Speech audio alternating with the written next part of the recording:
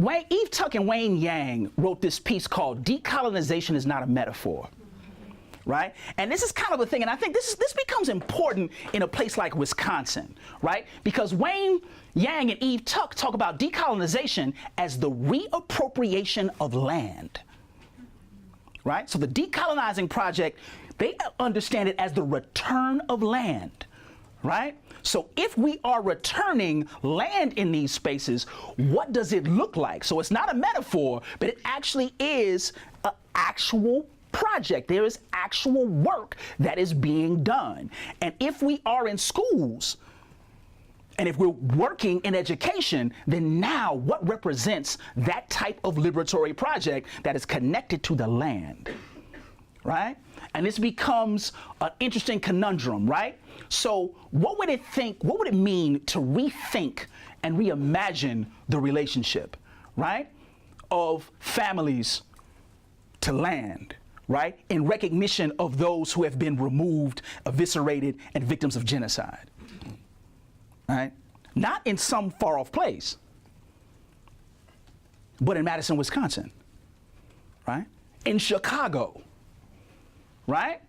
So now, how do we start to think about this? And then more importantly, who is willing to engage in that type of work, right? Because this type of thing is going to challenge us in a very different way, right? And I think this becomes important because we can talk about research paradigms, we can talk about their utility, but it's very different when we say, this is the work I do with the people I love.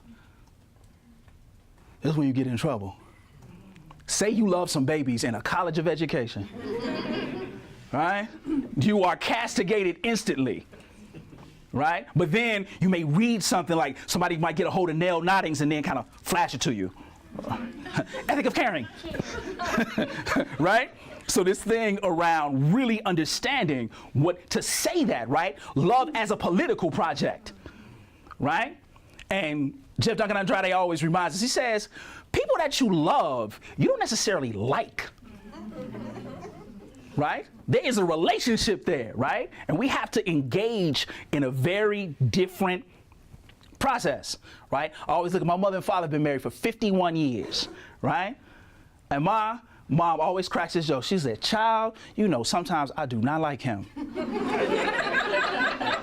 Right? That's just the right, and she'll look at me and then look at him. Child, I do not like him.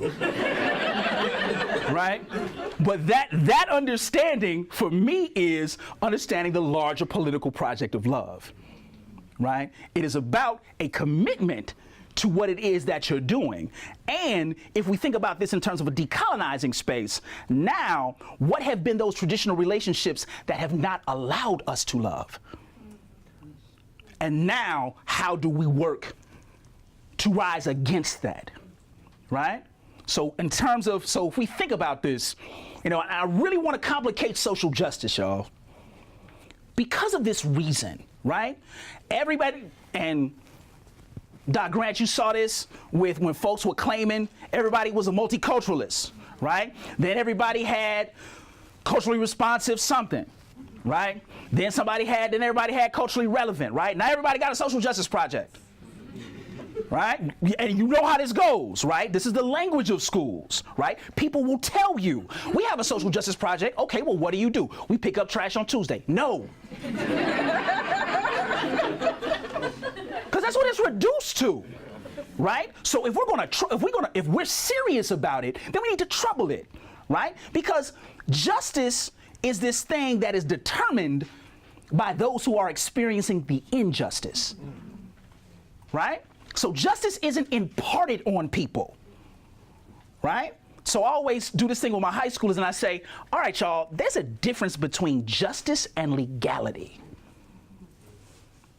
So things that we may term to be just may not be legal in the eyes of the state, but they may represent a need and a need to be addressed, right? So now if we think about this in different ways, we have to trouble it, right? So again, what is this justice condition, right? Who is it for? And who determines the justice condition?